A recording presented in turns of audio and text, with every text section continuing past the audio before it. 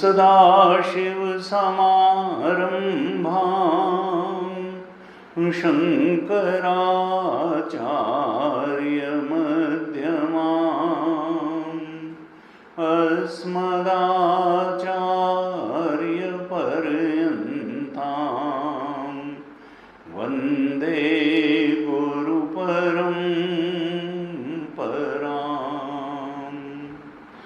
अज्ञानतिमिरान्धस्य ज्ञानाञ्जनशलाकया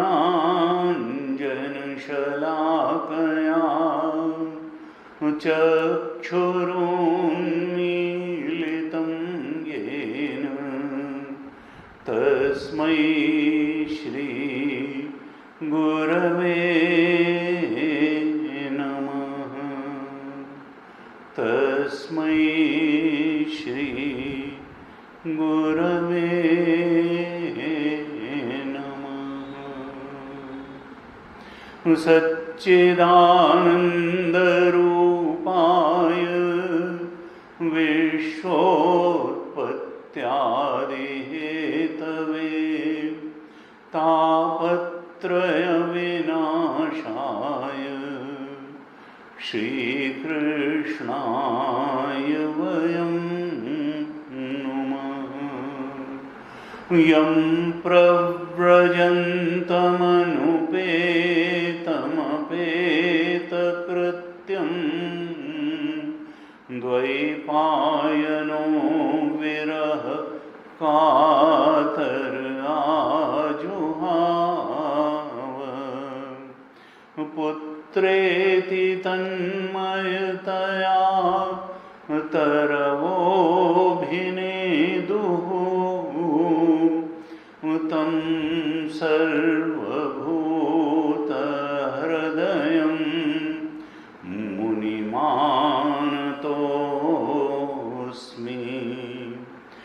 तं सर्वभूतहृदयं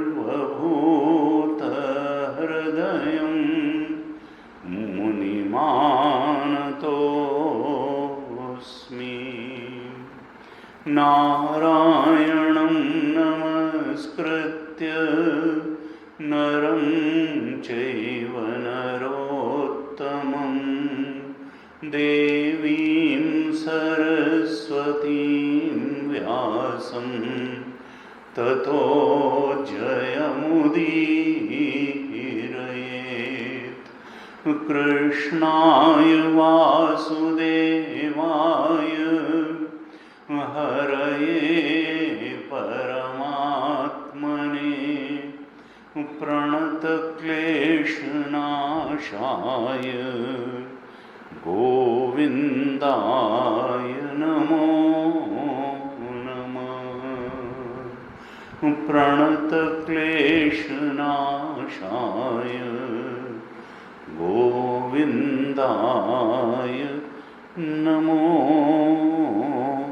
नमः। ओम। श्रीमद् भागवत महापुराण के प्रथम स्कंद के दूसरे अध्याय पर हम चर्चा कर रहे थे। बड़ा ही सुंदर अध्याय है। मानव साधना के पूरे क्रम का ही निरूपण इस अध्याय में सूत जी ने कर दिया है। 4 पुरुषार्थों का वर्णन किया।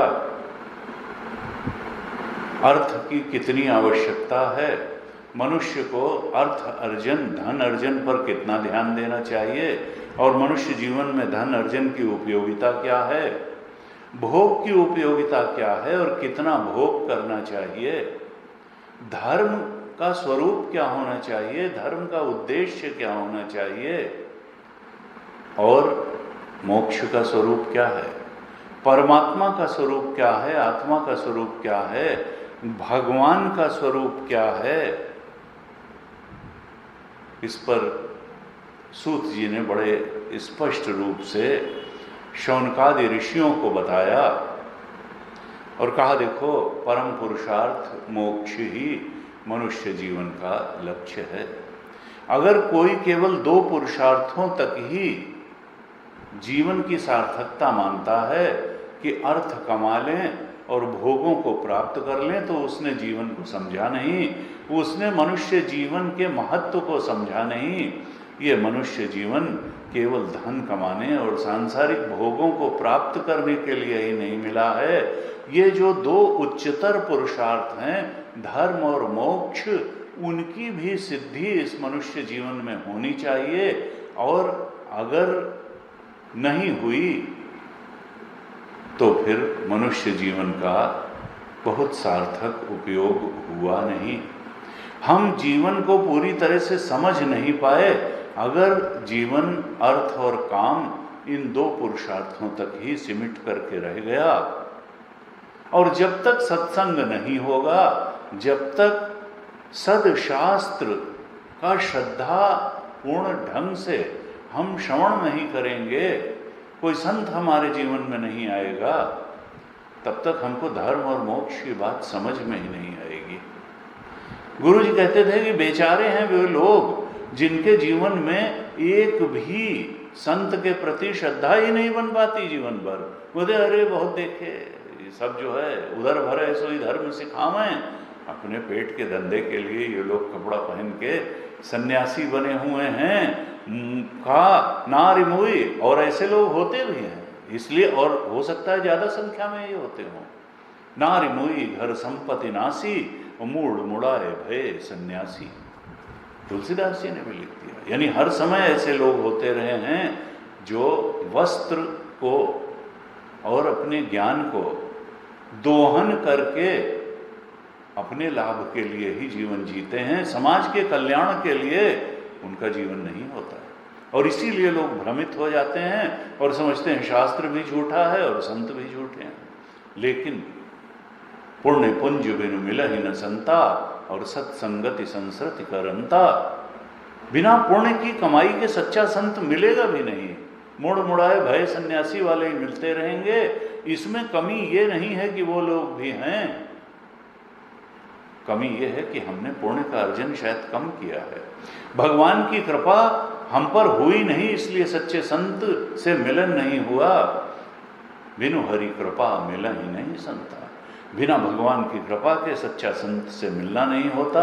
बिना पुण्य पुंज के कोई सच्चा संत न मिलेगा, और मिल भी जाएगा तो उस पर श्रद्धा नहीं होगी।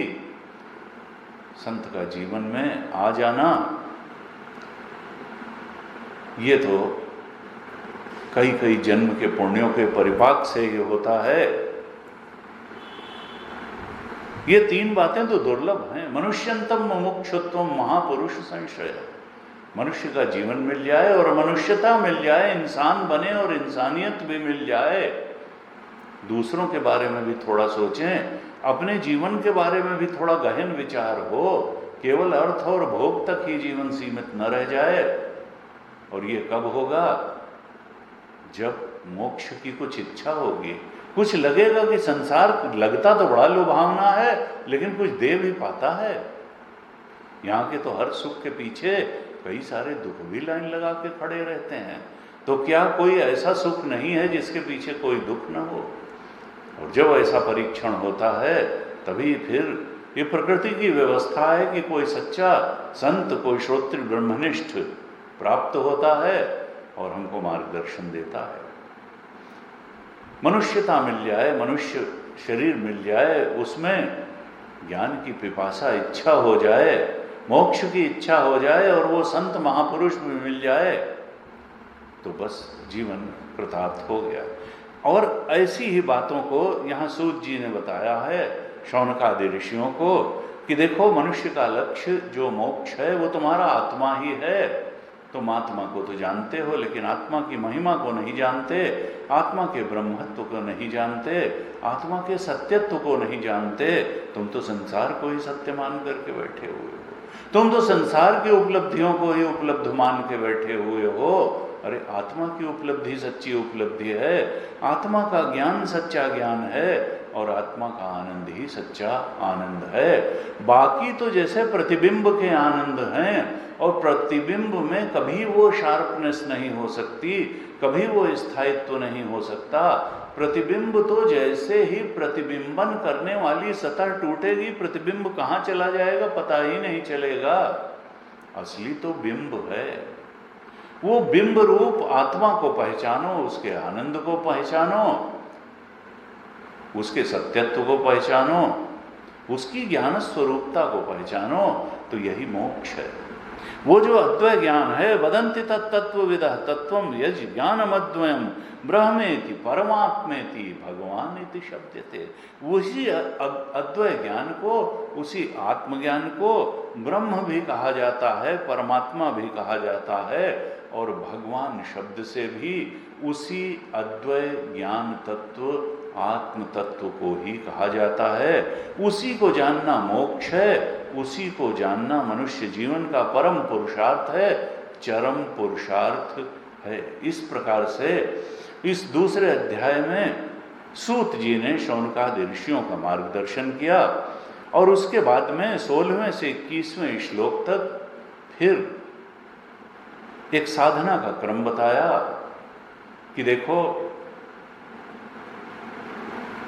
इस बोध तक, उस अद्वैत तत्व, अद्वैत ज्ञान के बोध तक कैसे पहुंचे। कहा ज्ञान वैराग्य युक्त भक्ति द्वारा ही वहां तक पहुंचा जा सकता है, और अपने हृदय में ही उस परमात्मा का अनुभव किया जा सकता है, दर्शन किया जा सकता है। लेकिन उसके लिए तीनों आवश्यक हैं। ये कहने से संतोष, अल्प संतोषी नहीं हो जाना है कि हमको ज्ञान की जरूरत नहीं है, हम तो भक्ति की लाइन वाले हैं। कोई लाइन वाइन नहीं है, आप किसी लाइन वाले नहीं हैं अगर ऐसा सोचते हैं। जाने बिनु न होए प्रतीति, बिनु प्रतीति होए नहीं प्रीति, और प्रीति बिना नहीं भगति दृढ़ाई, जिमि खगेश जल कय चिकनाई। तुलसीदास जी ने सावधान किया कि देखो, जिसको तुम पूजना चाहते हो, जिसको तुम इष्ट मानते हो, उसका ज्ञान तो होना ही चाहिए। अगर ज्ञान नहीं होगा तो भक्ति में चिकनाहट नहीं आएगी। तुम थोड़ा थोड़ा अपनी बुद्धि पर भरोसा करोगे, थोड़ा अपने धन पर करोगे, थोड़ा अपने संबंधों पर करोगे। तुम जब तक भगवान की सत्ता और महत्ता को नहीं जान पाओगे, उनके प्रभाव का अनुभव नहीं कर पाओगे, उसका ज्ञान तुमको नहीं होगा, भगवान के स्वरूप का ज्ञान नहीं होगा, भगवान के स्वभाव का ज्ञान नहीं होगा, भगवान के प्रभाव का ज्ञान नहीं होगा, तब तक भक्ति में चिकनाहट नहीं आएगी, नीरस भक्ति रहेगी। तुम कुछ कर्मकांड की क्रियाओं को ही भक्ति मानते रहोगे, प्रेमा भक्ति का तुम्हारे हृदय में अवतरण नहीं होगा, प्रेमा भक्ति का जागरण, उत्पत्ति तुम्हारे हृदय में नहीं होगी। इसलिए ज्ञान बहुत जरूरी है। जिस भगवान का हम पूजन करते हैं, उस भगवान को हम जानते हैं कि नहीं जानते हैं, और जानते हैं तो कितना जानते हैं। और ये ज्ञान भागवत जी देंगी ये ज्ञान कोई संत महापुरुष ही देगा। तो ज्ञान भी चाहिए उस परमात्मा का, परम सत्य का, और भक्ति भी चाहिए। ज्ञान से भक्ति पुष्ट हो जाएगी, प्रेम बढ़ जाएगा। और ऐसा नहीं हो सकता है कि संसार की भी हम उतनी ही तेजी से भक्ति करते रहें जितनी हम त्वरा से, जितनी दृढ़ता से हम परमात्मा की भक्ति करते हैं। संसार से थोड़ा वैराग्य भी चाहिए, क्योंकि तुलसी मन तो एक है, भावे तहां लगाओ, चाहे हरि की भगति कर, चाहे विषय कमाओ।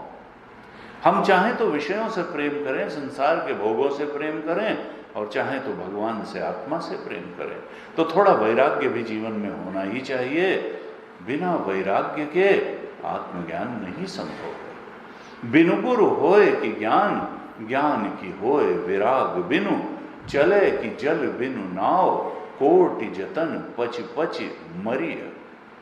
दो ही शर्तें बताई भगवान ने आत्मज्ञान के लिए। तुलसी बाबा ने कहा बिनु गुरु होए कि ज्ञान, बिना गुरु के केवल उपनिषद और गीता की किताब गीता प्रेस के स्टॉल से खरीद के पढ़ लेने से आज तक किसी को ज्ञान नहीं हुआ।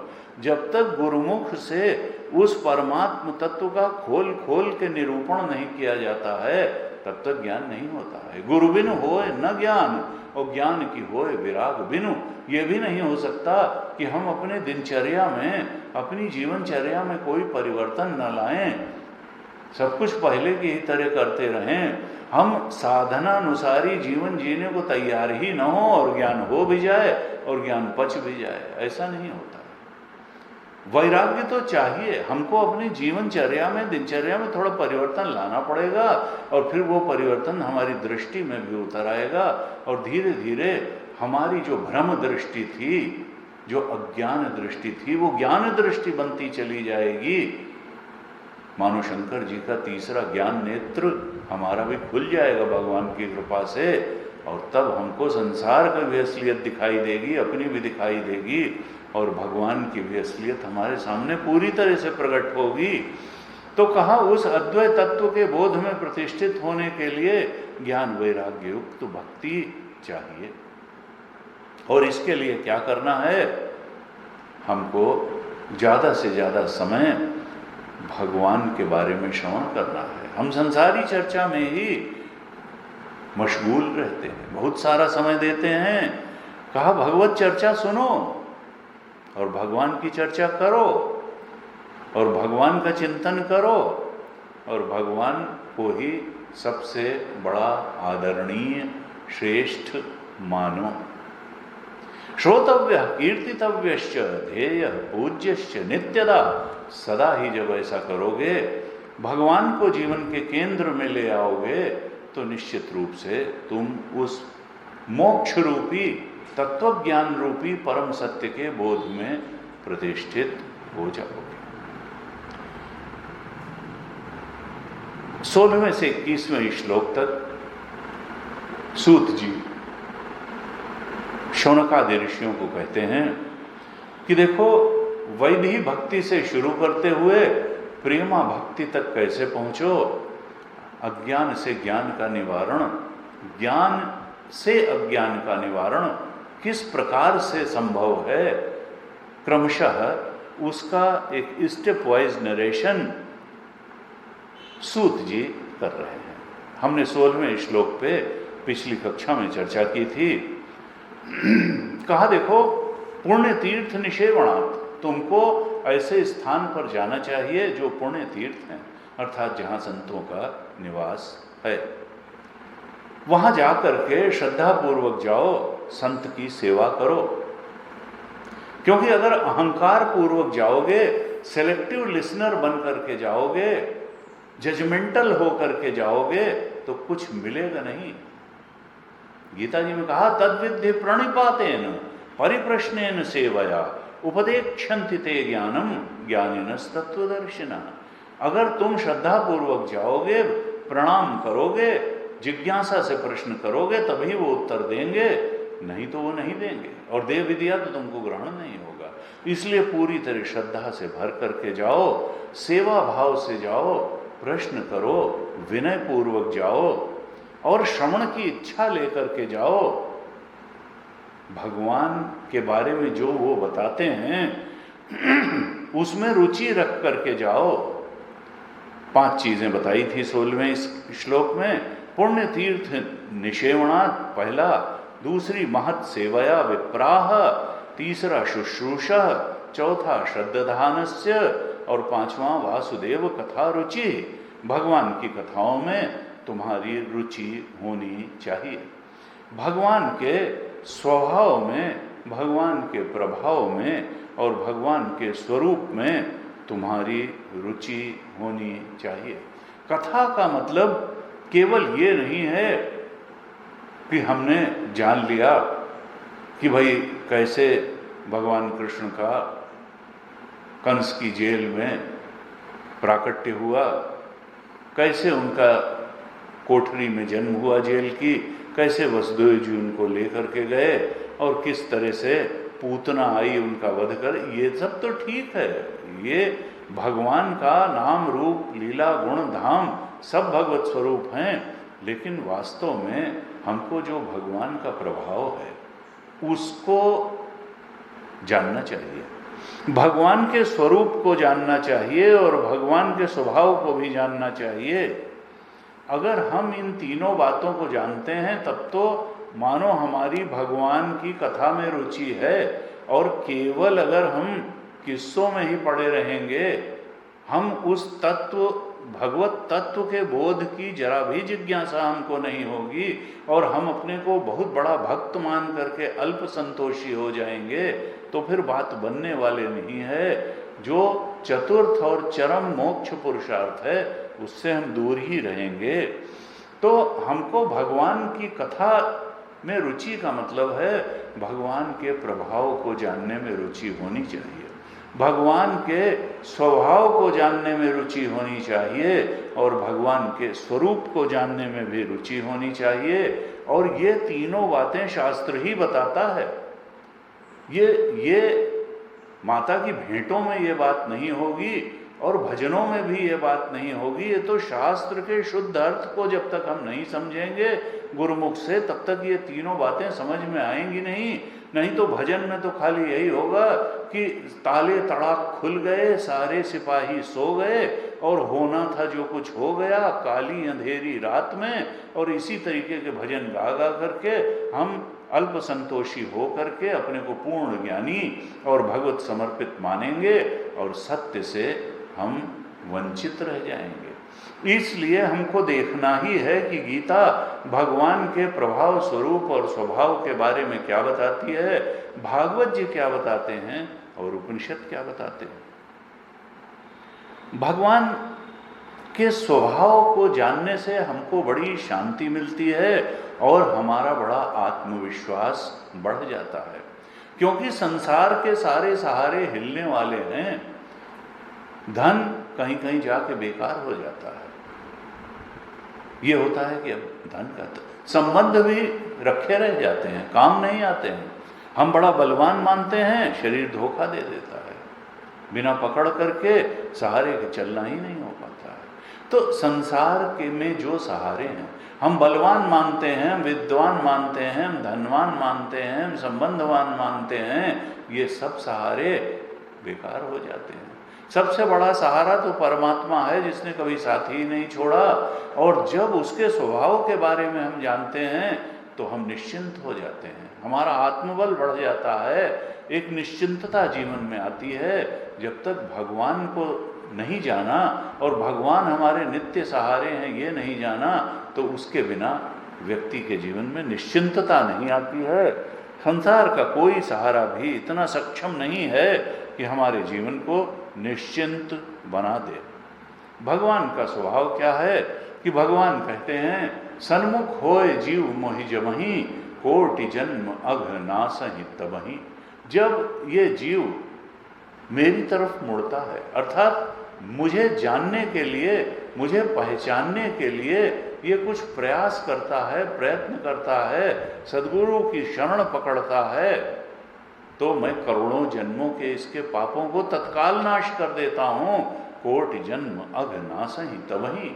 और पाप का ही तो परिणाम होता है ताप। हमारे जीवन में जो कष्ट आते हैं वो हमारे ही दुष्कर्मों का परिणाम है, चाहे इस जन्म के या पूर्व जन्मों के। जब वो पाप कर्म फल देने के लिए उन्मुख होते हैं तो जीवन में विपरीत परिस्थिति आती है और हम कष्ट का भोग करते हैं, हम दुखी होते हैं। लेकिन फिर हम कहते हैं परमात्मा रूठ गया। नहीं, हमारे कर्म ही जो हमसे गलत हो गए थे वही फल देने के लिए परिपक्व हुए हैं, इसलिए ये आया है। लेकिन भगवान ने कहा देखो मैं तो तुम्हारे पापों का, जैसे ही तुम मेरी तरफ उन्मुख होते हो तो मेरा स्वभाव क्या है कि मैं उन करोड़ों जन्मों के पाप कर्मों का नाश कर देता हूँ। और पाप कर्म का नाश अगर हो गया तो दुख आएगा ही नहीं जीवन में। ये कितनी सरल तरकीब है भगवान ने बताई हुई है, लेकिन हम उसका इस्तेमाल नहीं करते हैं। हम उसके प्रभाव को समझ नहीं पाते कि भगवान का कितना बड़ा प्रभाव हमारे जीवन में है, कितना बड़ा आश्वासन हमारे जीवन में है। और हम अगर सच्चे हृदय से भगवान की ओर मुड़ जाएं तो जीवन से तत्काल कष्ट की निवृत्ति हो सकती है। सन्मुख होए जीव मोहि जबहि, जन्म कोटि अघ नासहि तबहि। करोड़ों जन्मों के पाप नष्ट हो जाते हैं, यानी जीवन से दुख की विदाई हो जाएगी अगर हम भगवत परायण जीवन जीने लगें। लेकिन बड़ी मुश्किल की बात यह है कि हमारी ऐसी आदत पड़ी है कि हम तो इच्छा परायण जीवन ही जीते हैं, जन्म जन्मांतर से कामना पूर्ति का जीवन जीने की आदत पड़ी है। हम भगवत परायण जीवन को कहते हैं नहीं नहीं, it is impossible for me and it is not convenient for me, और ये बहुत ज़्यादा आनंददायक भी नहीं है। यानी हम अपने कष्टों के लिए स्वयं जिम्मेदार हैं। भगवत परायण जीवन न जी करके और कामना परायण जीवन को ही जीवन का लक्ष्य बना करके, जीवन का मार्ग बना करके हम अपने ही शत्रु मानो बन जाते हैं। भगवान कहते हैं तुम मेरी तरफ मुड़ो, भगवत परायण जीवन जियो, मैं तो सारे पापों को तुम्हारे नष्ट कर दूंगा। सर्वधर्मान परित्यज्य माम एकम शरणम व्रज, अहम त्वा सर्व पापेभ्यो मोक्षयिष्यामि मा शुचः। शोक क्यों करते हो? लेकिन हम तो तैयार नहीं होते, शायद इसीलिए कि भगवान के स्वभाव को हम समझ नहीं पाते, उनके प्रभाव को समझ नहीं पाते।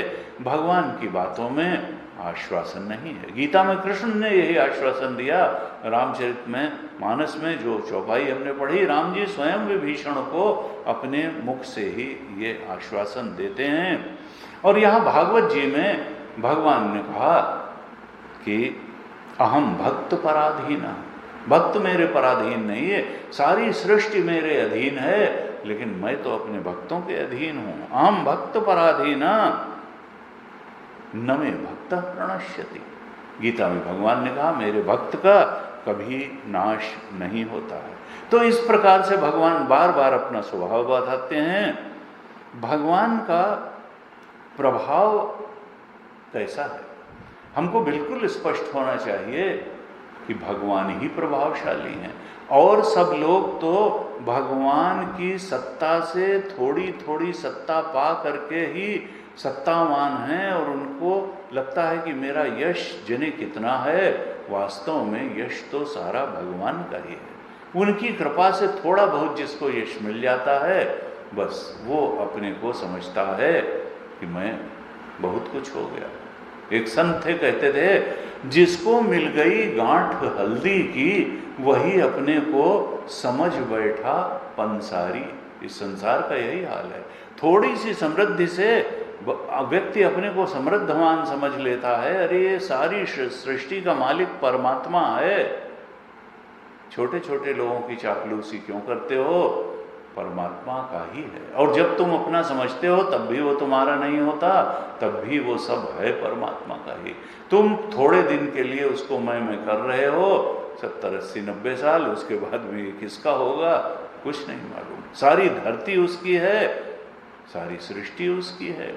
तुम तो कुछ दिन के लिए आए हो, लेकिन उसी में अहंकार से भर जाते हो कि ये मेरा, ये मेरा, ना घर मेरा ना घर तेरा, चिड़िया रैन बसेरा है।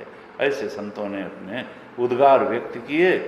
तो कहा कि देखो अहम सर्वस्य प्रभवा मत्तः सर्वम प्रवर्तते इति मत्वा भजन्ते माम बुधा भाव समन्विता। भगवान कृष्ण गीता के 10वें अध्याय में कहते हैं, संभवतः 8वें श्लोक में, कि अहम सर्वस्य प्रभवा, मैं तो सब कुछ की उत्पत्ति का कारण मैं ही हूं, इस सब को पैदा करने वाला भी मैं हूं और चलाने वाला भी मैं हूं, मेरी सत्ता से सब सत्तावान है। अहम सर्वस्य प्रभवा मत्तः सर्वम प्रवर्तते। और जो बुद्धिमान लोग हैं वो इस बात को जान लेते हैं, जानते हैं कि माता पिता से हमारा शरीर पैदा हुआ है, हम नहीं पैदा हुए हैं। हमारी जो जीव है उसकी तो जन्म जन्म की यात्रा है और मुक्ति पर्यंत ये यात्रा अनेक शरीरों में चलती रहेगी। गुरुदेव कहते थे, तुम्हारे बच्चे they come through you, they don't belong to you. उनकी अपनी जीवन यात्रा है, हर जीव की अपनी यात्रा है। माता पिता से ये केवल शरीर मिला है, उसके संस्कार अपने हैं, उसकी वासनाएं अपनी हैं, उसका रुझान अपना है, उसके रिफ्लेक्सेस अपने हैं। वो अपनी कामनाओं के भोग के लिए इस जीवन में आया है, वो तुम्हारी कामनाओं और वासनाओं के भोग के लिए नहीं आया है। हर जो जीव को एक मनुष्य शरीर मिला है वो उसके कर्मों और सत्कर्मों या मिक्स्ड कर्मों के कारण मिला है, वो किसी की और की न तो बपौती है न सौगात है। जीवन में किसी के जो कुछ होता है वो उसके ही कर्मों का परिणाम है। इसलिए ये मत समझो कि कोई 100% तुम्हारे हिसाब से चलने लगेगा, कोई नहीं चलेगा। वो अपनी वासनाओं के भोग के लिए यहाँ आया है, किसी और की नहीं। लेकिन यह भी सत्य है कि कोई इंडिपेंडेंट नहीं रह सकता है। स्वतंत्र रहना इस सृष्टि का सत्य नहीं है।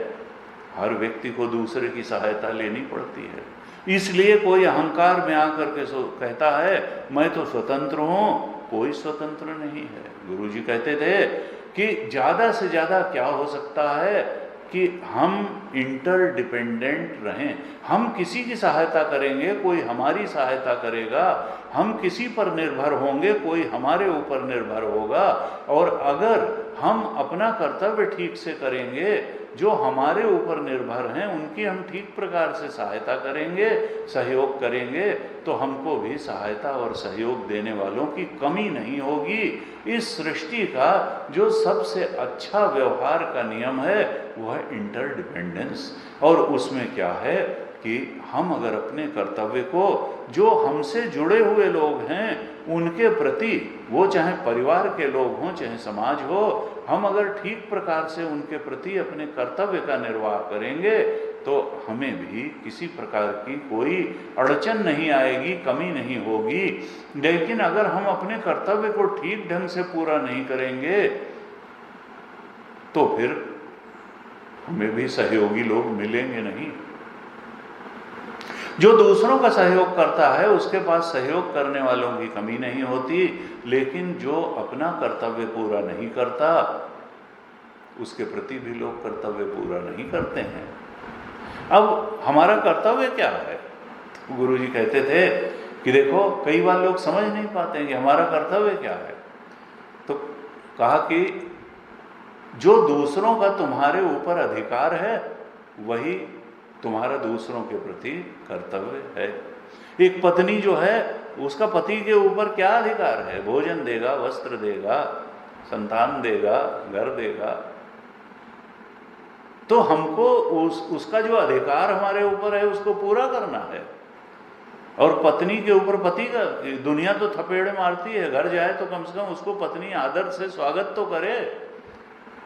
पति का जो अधिकार है वो पत्नी अगर दे, पत्नी का जो अधिकार है वो पति दे, पुत्र के अधिकार जो है वो पिता दे और पिता का जो अधिकार है। इस तरह से अगर हम इंटरडिपेंडेंट रहेंगे, समाज हमसे क्या चाहता है और समाज का हमारे ऊपर क्या अधिकार है, परिवार में विभिन्न लोगों का क्या अधिकार है, अगर हम दूसरों के अधिकार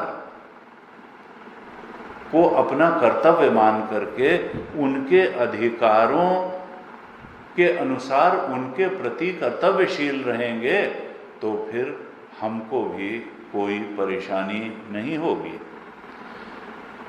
भगवान के प्रति अगर हम अपने कर्तव्य को पूरा करेंगे तो भगवान तो किसी की मजदूरी मारते ही नहीं हैं। भगवान तो सर्वशक्तिमान हैं और सर्वज्ञ हैं। हम अगर भगवान के प्रति, क्योंकि जो इंडिविजुअल पर लागू होता है वही टोटल पर भी लागू होता है, जो नियम सिद्धांत व्यक्ति पर लागू होते हैं वही समष्टि पर भी लागू होते हैं। हम अगर इस संसार के मनुष्यों के प्रति कर्तव्य करके निश्चिंत हो सकते हैं तो भगवान के प्रति कर्तव्य करके हम अत्यंत निश्चिंत हो सकते हैं, क्योंकि भगवत कृपा से तो सब हो ही रहा है। भगवान ने कहा कि मैं ही सबको पैदा करता हूं और मैं ही सब कुछ चलाता हूं, ये जान करके इति मत्वा भजन्ते माम बुधा भाव समन्विता, ये जान करके जो बुद्धिमान लोग हैं, ज्ञानी लोग हैं, वो मेरा भजन करते हैं। और जो मुझे पूरी तरह से जान लेता है, समझो उसका अज्ञान नष्ट हो गया। मैं सबको पैदा करता हूं, सबको पैदा करने वाला मैं, सबको चलाने वाला मैं, लेकिन मेरी स्थिति क्या है? मैं तो अजम हूं और अनादि हूं, मैं नहीं पैदा हुआ हूं। मैं अपना पिता खुद, अपना ग्रैंडफादर खुद, ग्रैंडफादर खुद, मुझे किसी ने नहीं पैदा। मैं तो और जो ऐसा जान लेता है कि परमात्मा अजम है, परमात्मा अनादि है, परमात्मा से ही सब पैदा हुआ है, परमात्मा से ही सब चल रहा है। यो माम अजम अनादिम च वेत्ति लोक महेश्वरम असमूढ़ समर्थ्येषु सर्व पापैः प्रमुच्यते। जो इस प्रकार से जानता है कि भगवान ही सबको पैदा करने वाले हैं, चलाने वाले हैं, भगवान अनादि हैं और भगवान अजन्मा हैं, वही समझो अज्ञान के पार चला गया, वही असमूढ़ है, उसी की मूढ़ता समाप्त हो गई। बाकी सब अभी मूढ़ता में पढ़ करके पुनरपि जन्म पुनरपि मरणम में पड़े रहेंगे। लेकिन ऐसा जो भगवत स्वरूप को जानने वाला है वो असमूढ़ समर्थ्येषु और सर्व पापैः प्रमुच्यते, उसके पाप नष्ट हो जाएंगे और पाप नष्ट हुए तो ताप नष्ट हो जाएंगे, उसके जीवन से दुख विदा हो जाएगा। तो भगवान के हमको स्वभाव को भी जानना है, प्रभाव को भी जानना है और स्वरूप को भी जानना है। 17वें श्लोक में, प्रथम स्कंध के दूसरे अध्याय के 17वें श्लोक में भगवान कहते हैं कि ये जो 5 साधनाएं या जीवन में ये 5 निष्ठाएं जो करता है, पुण्य तीर्थों में जाता है, साधु संतों की सेवा करता है, श्रवण की इच्छा रखता है, श्रद्धापूर्वक श्रवण करता है और भगवान के स्वभाव प्रभाव और स्वरूप को जानने में जिसकी रुचि है, ऐसा जो करता है तो उसकी फिर आगे प्रगति कैसे होती है? तो 17वें श्लोक में कहते हैं, शृण्वताम स्वकथाम कृष्ण, जो भगवान कृष्ण की कथाओं को, उनके स्वरूप स्वभाव प्रभाव को एकाग्र चित्त से श्रद्धापूर्वक संत के मुख से सुनता है तो हृद अंतःस्थः, भगवान कृष्ण स्वयं आकर के उसके हृदय में बैठ जाते हैं।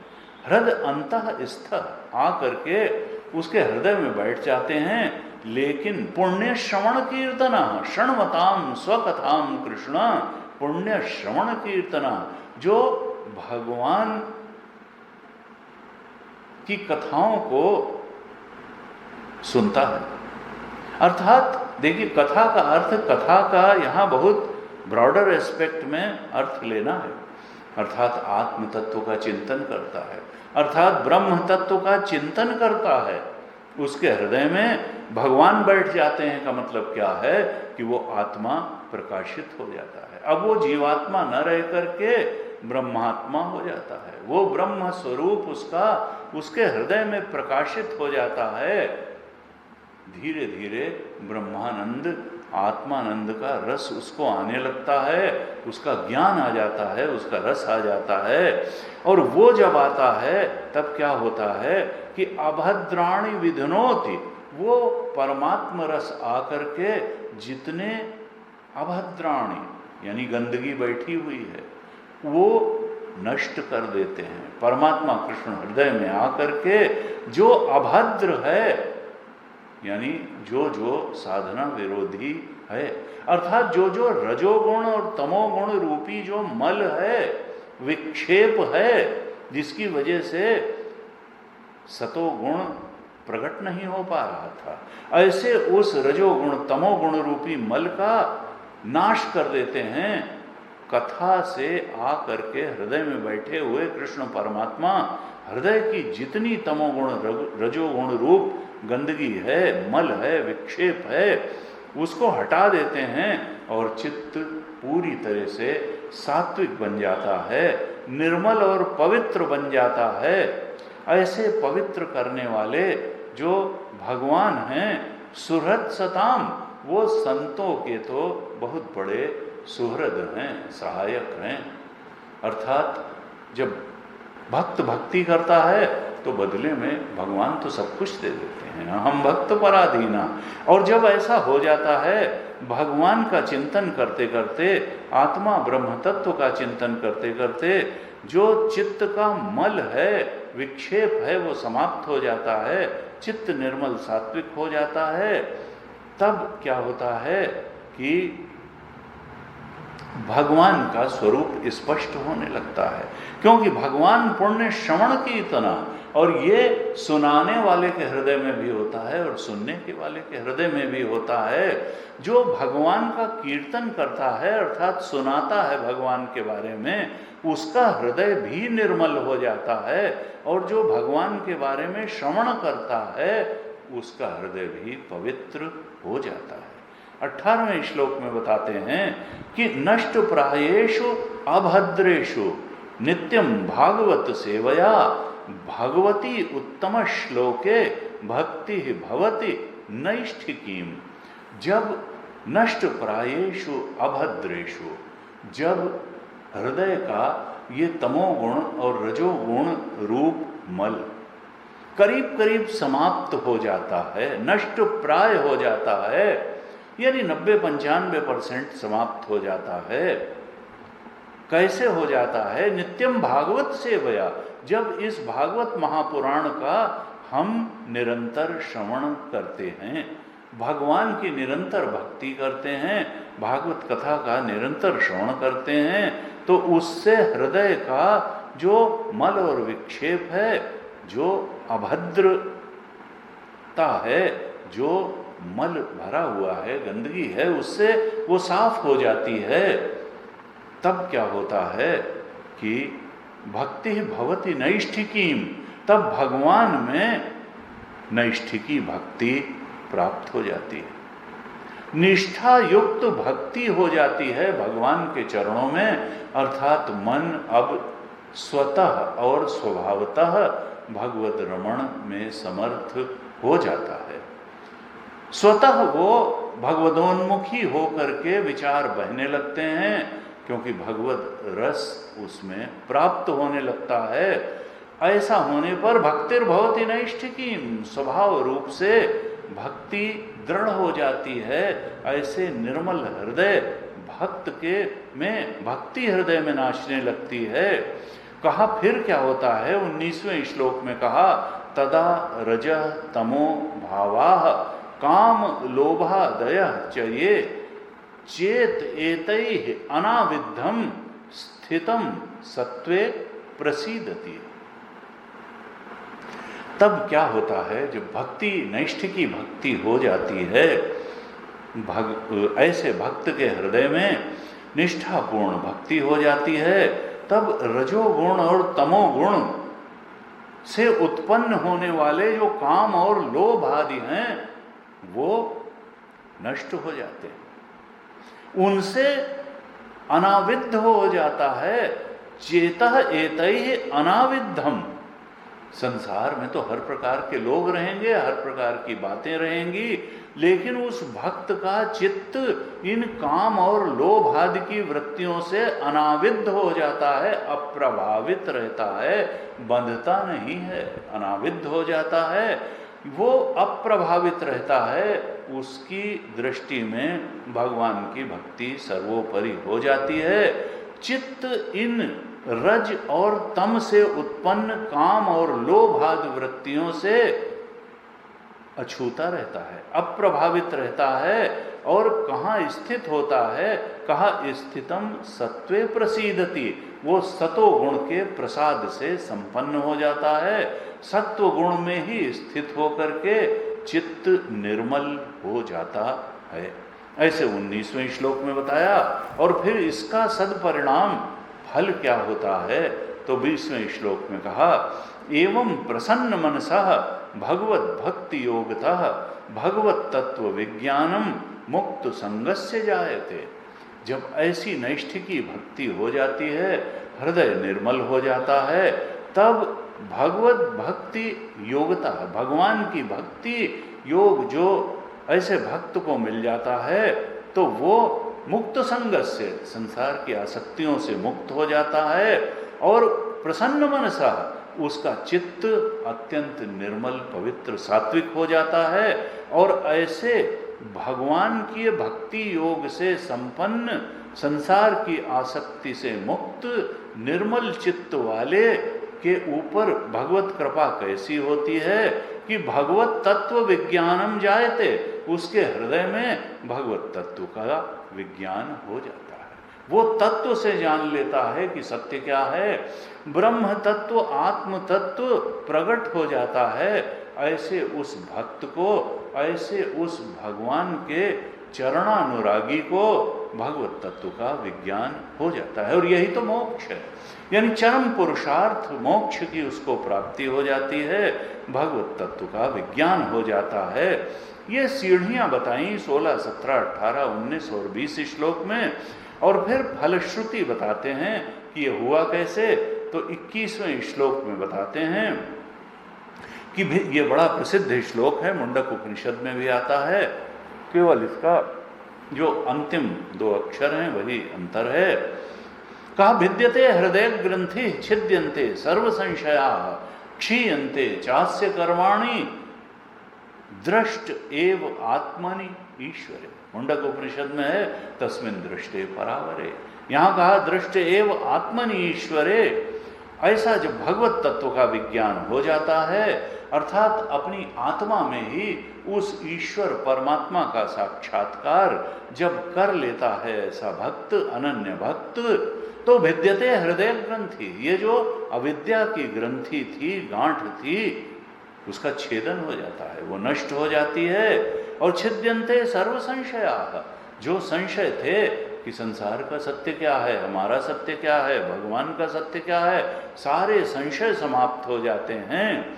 भगवत तत्व का विज्ञान होते ही अविद्या की गांठ नष्ट हो जाती है, सारे संशय क्षीण हो जाते हैं, नष्ट हो जाते हैं। और कहा, क्षीयन्ते चास्य कर्माणि, उसके सारे जन्म जन्मांतर से पड़ी हुई जो कर्मों की गांठ है, वो भी गांठ भी क्षरित हो जाती है, नष्ट हो जाती है, कट जाती है। क्षीयन्ते चास्य कर्माणि तस्मिन्, कहा दृष्ट एव आत्मनि ईश्वरे, उसके ऐसे उस आत्मा में ही ईश्वर का साक्षात कर लेने वाले भक्त के हृदय में ये शुभ घड़ी आ जाती है कि भगवत तत्व का विज्ञान होकर के कर्म की ग्रंथि नष्ट हो जाती है, उसका ज्ञान बिल्कुल स्पष्ट हो जाता है, वो मुक्त हो जाता है। कैसे हुआ?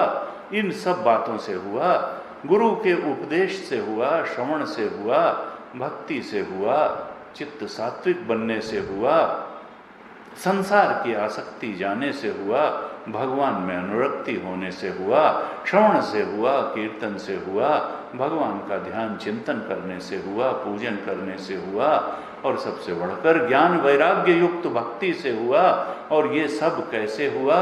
ये सद्गुरु की कृपा से हुआ, श्रवणेच्छा से हुआ, महत सेवया हुआ। प्रथम भगति संतन कर संगा, इसीलिए पहली भक्ति संतों का संग ही बताई गई। प्रथम भगति संतन कर संगा, दूजे रति मम कथा प्रसंगा। और दूसरा, जब संत से मिलन होगा तो मेरी कथा के प्रसंगों में रुचि होगी। इस प्रकार से ये 16 से 21 श्लोक तक फिर एक बार सूत जी शौनकादि ऋषियों को एक साधना का क्रम बताते हैं, मोक्ष प्राप्ति भगवत तत्व के ज्ञान का क्रम बताते हैं। भगवत तत्व का विज्ञान कैसे हो सकता है ये बताया, और ये हम लोगों के लिए बड़ा कल्याणकारी है। हम जितना भी संभव हो इन श्लोकों को, ये दूसरे अध्याय के 6ठे श्लोक से लेकर के और 21वें श्लोक तक, ये सारे ही श्लोकों को हो सके तो रोज पढ़ लें, और नहीं तो जितना भी संभव हो इसको अपने मन में रखें, इनको अर्थ को अपने मन में रखें, बार बार इनका स्वाध्याय करें, फिर ये हमारे जीवन की दृष्टि बन जाएंगे, जीवन के अंग बन जाएंगे। तो ये प्रथम स्कंध के दूसरे अध्याय के 6ठे श्लोक से लेकर के 21वें श्लोक तक साधना की दृष्टि से बहुत ही महत्वपूर्ण श्लोक हैं, इसलिए हमने इतने विस्तार से इस पर चर्चा भी की। आप सब लोग इसको जो है बार बार पढ़िएगा और इसके अर्थ बोध में पूरी तरह से प्रतिष्ठित होने का पूरा प्रयास करिए।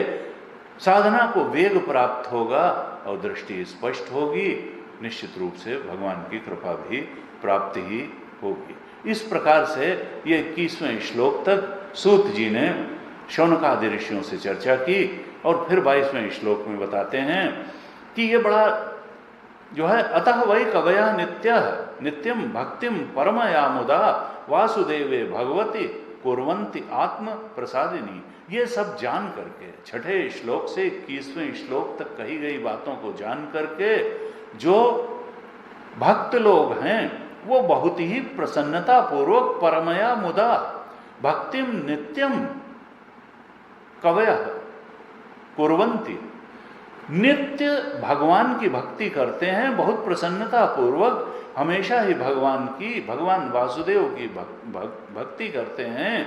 क्यों? क्योंकि आत्म प्रसादिनी, ये तो आत्मा को प्रकट कर देने वाला, इसका प्रसाद क्या है ऐसी भक्ति का कि आत्म तत्व का विज्ञान करा देती है। ऐसी भक्ति भगवत तत्व का विज्ञान करा देती है। ऐसे 22वें श्लोक में कहा। फिर अब कथा चलती है आगे। सूत जी कहते हैं कि देखो शौनकादि ऋषियों, ये प्रकृति के 3 गुण हैं, सत, रज और तम। ये तीनों गुण माया के हैं, और इन माया के गुणों का जो मायाधीश है, जो मायातीत है, जिसके ये गुण हैं, वो परमात्मा तो एक ही है। एक अद्वितीय परमात्मा की माया के ये 3 गुण हैं, और इन्हीं तीनों गुणों को स्वेच्छा से अंगीकार करके वही एक परमात्मा 3 रूपों में अपने को प्रकट कर देता है, 3 नामों से अपने को प्रकट करता है। जब वो सतो गुण की उपाधि धारण करता है तो उसी परमात्मा को विष्णु कहा जाता है। जब वही परमात्मा रजोगुण की उपाधि धारण करता है तो उसी को ब्रह्मा कहा जाता है, और वही परमात्मा जब तमोगुण की उपाधि धारण करता है तो उसी को रुद्र नाम से हम जानते हैं। इन्हीं को हम कहते हैं ब्रह्मा विष्णु महेश। इनके अंतरतम में बैठा हुआ जो चेतन तत्व है वो तो एक ही है, वो तो एक अखंड सर्वव्यापक भगवत तत्व है। वही माया की उपाधि से, सतोगुण की उपाधि से विष्णु, रजोगुण की उपाधि से ब्रह्मा और तमोगुण की उपाधि से रुद्र नाम ग्रहण कर लेता है, और फिर वो तीनों के कार्य अलग हैं। हम जानते हैं ब्रह्मा जी उत्पत्ति करते हैं, विष्णु जी पालन करते हैं, और रुद्र संहार के देवता हैं। अपने अपने काम में वही ब्रह्म तत्व उत्पन्न भी करता है, पोषण भी देता है और नाश भी करता है। अब जब भक्ति की बात आती है तो फिर गुणों में भी एक अवर और श्रेष्ठ का क्रम है। तमोगुण से रजोगुण श्रेष्ठ है और रजोगुण से सत्वगुण श्रेष्ठ है। हम जानते हैं कोई तमोगुणी व्यक्ति है, न तो वो अपने जीवन में कुछ कर पाता है और न दूसरे के लिए कुछ कर पाता है। यानी निद्रा आलस्य प्रमादोत्थम, तमोगुण का लक्षण क्या बताया कि जो कहता है आलस में पड़े रहो, भाई सो, आलस्य, प्रमाद, उसको समझ में नहीं आता कि भाई हमें करना क्या है, कर्तव्य ही नहीं समझ में आता। प्रमादी व्यक्ति समझ ही नहीं पाता कि इस प्रेजेंट टाइम में हमको करना क्या है, यानी वो कर्तव्य जब समझ ही नहीं पाएगा तो करेगा क्या, और करेगा नहीं तो पाएगा क्या, क्योंकि जो जैसा करता है उसको वैसा मिलता है। और आलसी व्यक्ति क्या क्या है, प्रमाद और आलस्य में भी भेद है। प्रमादी का अर्थ यह है कि जिसको क्या करना है ये समझ में ही नहीं आता, और आलसी कौन है, जिसको ये समझ में तो आ गया कि ये करना चाहिए, लेकिन वो अभी का काम कल पे, कल का काम परसों पे, जो टालता है, करता नहीं है, टालता ही चला जाता है, वो पोस्टपोन करता है काम को। काल करे सो आज कर नहीं, आज करे सो काल कर, काल करे सो परसों, इतनी जल्दी क्या पड़ी, अभी जिएंगे बरसों। इस प्रकार की दृष्टि वाला आलसी है, जानता है कि क्या करना है लेकिन करता नहीं है। तो ये जो है तमोगुण व्यक्ति को मार देता है। तमोगुण से ऊपर उठो और रजोगुण तक पहुंचो। रजोगुणी व्यक्ति चाहे अच्छा करे, ये करे, वो करे, कुछ कर तो रहा है, तो इसका मतलब कि उसको कुछ परिणाम भी मिलेगा ही। तो रजोगुण, तमोगुण से रजोगुण श्रेष्ठ है और सत्वगुण तो सबसे श्रेष्ठ है, क्योंकि सुख संगेन बदनाति, ज्ञान संगेन चानघा। रजोगुण क्रियाशील बनाता है, कर्म के साथ बांध देता है रजोगुण, और सत्वगुण तो ज्ञान के साथ बांधता है और सुख के साथ बांधता है। सात्विक हृदय में विषय निरपेक्ष सुख की अनुभूति होती है। जो सात्विक मन जब बनता है तो हमको बहुत संसार के विषयों को आनंदित होने की आवश्यकता नहीं होती। स्वतः सुख देने वाला होता है सत्वगुण, तो सत्वगुण श्रेष्ठ है। तमोगुण से रजोगुण श्रेष्ठ है, रजोगुण से सत्वगुण श्रेष्ठ है। और सबसे श्रेष्ठ क्यों है, क्योंकि यही भगवान का दर्शन कराने वाला है। तमसः तु रजसः तस्मात् सत्वम यद ब्रह्म दर्शनम, 24वें श्लोक में कहा कि सतोगुण सबसे श्रेष्ठ क्यों है, क्योंकि यही ब्रह्म का दर्शन कराने वाला है। ब्रह्म साक्षात्कार सात्विक निर्मल पवित्र अंतःकरण में ही होता है। इसीलिए सारी साधनाएं मन को सात्विक बनाने की साधनाएं हैं, इस अंतःकरण को पवित्र और निर्मल कर देने वाली साधनाएं हैं। अगर ये हो जाए तो बाकी का काम तो भगवान की तरफ से है, वो तो अपने को प्रकट कर ही देंगे। सात्विक निर्मल अंतःकरण में प्रकट हो जाना भगवान की बाध्यता है। कबीर ने तो कहा, चैलेंज कर दिया कि कबीरा मन निर्मल भया, जैसे गंगा नीर पीछे पीछे हरि फिरे, कहत कबीर कबीर। मैंने अपने मन को साधना के द्वारा, भगवत भक्ति के द्वारा, वैराग्य के द्वारा और श्रवण मनन निधिध्यासन के द्वारा इतना पवित्र कर लिया, निर्मल कर लिया, जैसे गंगा जी निर्मल हो, ऐसा मेरा मन निर्मल हो गया और अब भगवान मेरे पीछे पीछे घूमते हैं। कहत कबीर कबीर, मैं भगवान के पीछे अहम। और ये भगवान की उसी उक्ति का भक्त द्वारा बोध है जो भगवान ने भागवत में कहा कि अहम भक्त पराधीन। कबीर ने उसको अनुभव कर लिया कि वो भगवान भक्त के पराधीन हो गए, पीछे पीछे हरि फिरे, कहत कबीर कबीर। ऐसा ये फिर से सूत जी कहते हैं कि देखो सात्विक बनो। इसके बाद 26वें श्लोक में कहते हैं सूत जी कि देखो इस संसार में जो तमोगुणी लोग होते हैं वो तमोगुणी इष्ट की पूजा करते हैं, जो रजोगुणी होते हैं वो रजोगुणी इष्ट की पूजा करते हैं, और जो सतोगुणी होते हैं वो सात्विक इष्ट की पूजा करते हैं। 26वें 27वें श्लोक में बड़ा सुंदर निरूपण किया है सूत जी ने। कहते हैं मुमुक्षवः घोर रूपान हित्वा भूत पतीन अथ।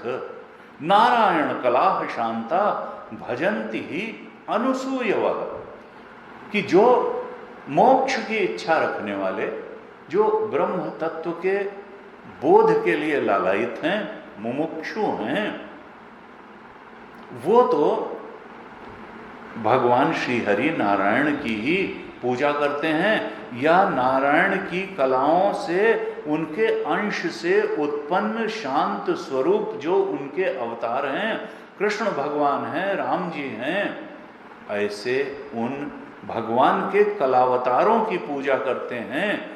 वो जो घोर रूप हैं, तमोगुणी और रजोगुणी, उनकी पूजा नहीं करते। वो भूत प्रेतों की पूजा नहीं करते। भूत पतीन अथ हित्वा घोर रूपान हित्वा, ये जो भूतों प्रेतों के उपासक हैं, जो भगवान के ही घोर उग्र स्वभाव वाले भूत प्रेतों आदि के जो उपासक हैं, उनको मोक्ष नहीं प्राप्त होगा।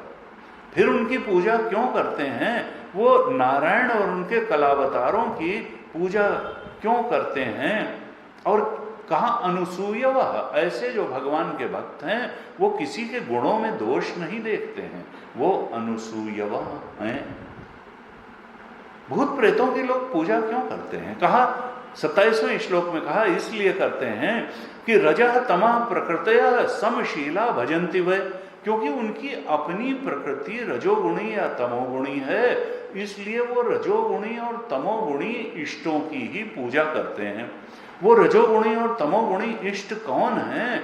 तो कहते हैं पितृभूत प्रजेश आदीनी। वो कौन है रजोगुणी और तमोगुणी उनके इष्ट? कहते हैं वो पितरों की पूजा करते हैं, वो भूतों की या प्रेतों की पूजा करते हैं, वो प्रजेश अर्थात प्रजापतियों की पूजा करते हैं। दक्ष आदि प्रजापति थे, और आदीन का मतलब क्या है कि देवताओं गंधर्वों आदि की पूजा करते हैं। जो भगवान के शुद्ध सात्विक स्वरूप हैं, भगवान राम हुए, भगवान कृष्ण हैं, आदि को छोड़ करके जो पितरों की पूजा करते हैं, प्रेतों भूतों की पूजा करते हैं, प्रजापतियों की पूजा करते हैं, देवताओं गंधर्वों की पूजा करते हैं, वो चूंकि स्वयं तमोगुणी रजोगुणी हैं, इसलिए उनको इष्ट भी वही ठीक दिखाई देते हैं। क्यों ठीक दिखाई देते हैं? कहा श्रेय ऐश्वर्य प्रजा इप्सवः, क्योंकि उनकी कामनाएं मोक्ष की नहीं हैं, वो मुमुक्षवः नहीं हैं, वो तो संसार को ही पाने वाले हैं। उनकी इच्छा लक्ष्मी को पाने की है, धन को पाने की है, उनकी इच्छा ऐश्वर्य की पाने की है, उनकी कामना संतान प्राप्ति करने की है। श्रेय ऐश्वर्य प्रजा इप्सवः अर्थात चाहने वाले हैं। वो क्या? कि हमको लक्ष्मी की प्राप्ति हो जाए, श्रेय प्राप्ति हो जाए, ऐश्वर्य की प्राप्ति हो जाए, संतान की प्राप्ति हो जाए। ऐसी उन संसार की कामनाओं वाले लोग फिर पितरों की पूजा करते हैं, प्रेतों की, प्रजापतियों की, देवताओं गंधर्वों की पूजा करते हैं। वो विष्णु की पूजा नहीं करते, वो राम और कृष्ण की पूजा नहीं करते, क्योंकि वो मुमुक्षु नहीं हैं, वो परम सत्य ब्रह्म तत्व के बोध में प्रतिष्ठित नहीं होना चाहते। वो तो लक्ष्मी चाहते हैं, ऐश्वर्य चाहते हैं, संतान आदि चाहते हैं। और भगवान क्या चाहते हैं? कि हमारी पूजा करो। भगवान ने 7वें अध्याय के 20वें श्लोक में कहा कामैस्तैस्तै हतज्ञानाः प्रपद्यन्तेन्य देवताः, कामनाओं से जिनका ज्ञान नष्ट हो गया है वही दूसरे देवताओं की पूजा करते हैं। वही मुझ कृष्ण परमात्मा को छोड़ करके अन्य देवताओं की पूजा करते हैं, लेकिन वहां भी उनको फल देने वाला तो मैं ही हूं। लभते च ततः कामान मयैव विहितान हितान, वहां उन देवताओं की, हमारे यहाँ तो पीपल की भी पूजा कर दी, बरगद की भी पूजा कर दी, उन सब जगहों से भी फल देने वाला तो मैं ही हूं। भले वो उनको देवता मान करके पूजा करते हैं, लेकिन शक्ति मेरी है। उन देवताओं में, पितरों में, प्रेतों में, प्रजापतियों में, गंधर्वों में भी मेरी ही शक्ति है, और फल देने की सामर्थ्य भी मेरी ही है। मुझे क्यों फिर वो करते हैं? क्योंकि वो जल्दी संतुष्ट हो जाते हैं और उनमें उनका फल क्या टिकाऊ होता है। भगवान ने कहा अंतवत्तु फलम तेषाम तद्भवति अल्पमेधसाम, उनके माध्यम से जो फल प्राप्त होता है वो बहुत थोड़ा होता है और बड़ी जल्दी ही वो फल समाप्त हो जाता है। शाश्वत मुक्ति का फल देने की सामर्थ्य उन देवताओं आदि में नहीं है। अंतवत्तु फलम तेषाम, उनका फल बड़ी जल्दी नष्ट होने वाला है और इसलिए जो अल्पमेधसाम हैं, अल्प बुद्धि हैं, वही मुझे छोड़ करके उन भूत प्रेत देवता गंधर्व की पूजा करते हैं। और इनकी सीमा क्या है फल देने की कि देवान देव यजो यान्ति, वो देवता ज्यादा से ज्यादा वही दे सकता है जो उसके पास है। देवता स्वयं ही मुक्त नहीं है तो तुमको कैसे मुक्ति देगा। वो परम सत्य का ज्ञान नहीं दे सकता, वो साधना मैं तुम्हारा जीवन नहीं बना सकता, वो तो मैं ही बना सकता हूँ। वो ज्यादा से ज्यादा जो गति उसने प्राप्त की है उतनी दे सकता है। देवान देव यजो यान्ति, देवों का पूजन करने वाला ज्यादा से ज्यादा देवलोक को चला जाएगा, लेकिन मद भक्ता यान्ति मामपि, जो मेरा भक्त है वो तो मुझे प्राप्त करता है। भगवान ने कहा 9वें अध्याय में भी भगवान ने ये बात रिपीट की। 9वें अध्याय के 25वें श्लोक में कहा यान्ति देव व्रता देवान, जो देवों का पूजन करते हैं वो देवताओं को प्राप्त करते हैं। और पितरीन यान्ति पितृव्रता, गीता जी के 9वें अध्याय के 25वें श्लोक में कहा पितरों की पूजा करने वाले पितृलोक को ही प्राप्त होते हैं, उनकी गति पितरों के लोक तक ही होती है। यान्ति देवव्रता देवान पितरीन यान्ति पितृव्रता, और भूतानि यान्ति भूतेज्या, जो भूतों की इज्जा पूजन करते हैं, भूतों की आराधना करते हैं, वो भूतों को ही प्राप्त होते हैं। लेकिन यान्ति मद्याजिनोपि माम, जो मेरा यजन करते हैं, मुझ कृष्ण परमात्मा की भक्ति करते हैं, वो तो मुझे ही प्राप्त होते हैं। मद भक्ता यान्ति मामपि, मेरा भक्त मुझे ही प्राप्त होता है। तो यहाँ सूत जी क्या संदेश दे रहे हैं कि हे शौनकादि ऋषियों, तुम तो परमात्मा की पूजा करो, उस एक अखंड सर्वव्यापक चेतन सत्ता की चरणों में सिर झुकाओ और उसी के बोध में स्थित होने का प्रयास करो, जो सारी सृष्टि को उत्पन्न करने वाला है और चलाने वाला है और फिर लीन कर लेने वाला है। उस परम सत्य परमात्मा को छोड़ करके अगर तुम बीच के देवताओं पितर भूत आदि के करोगे तो इसका मतलब तुम संसार पाने के लिए ही कर रहे हो। और चूंकि वो जल्दी प्रसन्न हो जाते हैं, तुम भी अल्प संतोषी हो और वो भी जल्द प्रसन्न होने वाले हैं, इसलिए संसार आसक्त हो करके लक्ष्मी ऐश्वर्य संतान आदि की चाहत रखते हुए तुम जो उनकी पूजा करते हो, इससे तुमको परम और चरम लक्ष्य जो मनुष्य जीवन का है, मोक्ष ब्रह्मबोध, उसकी प्राप्ति नहीं होगी। उसकी प्राप्ति तो भगवान की भक्ति से ही होगी और भगवत स्वरूप का ज्ञान प्राप्त करने से ही होगी। आज तो समय करीब करीब पूरा हो रहा है। अंत में फिर भगवान से इसी प्रार्थना के साथ कि कृपा करें वो हम सब आत्मबोध के मार्ग पर तेजी से अग्रसर हों और कामना निवृत्ति और आत्मबोध के अपने चरम और परम लक्ष्य की ओर हम तेजी से आगे बढ़ें। इसी प्रार्थना के साथ आज के प्रवचन को यहीं विराम देते हैं। आप सबका बहुत बहुत धन्यवाद। ओम पूर्णमदः पूर्णमिदं पूर्णात् पूर्णमुदच्यते पूर्णस्य पूर्णमादाय पूर्णमेवावशिष्यते। ओम शांति शांति शांति। हरि ओम। श्री गुरुभ्यो नमः। हरि ओम।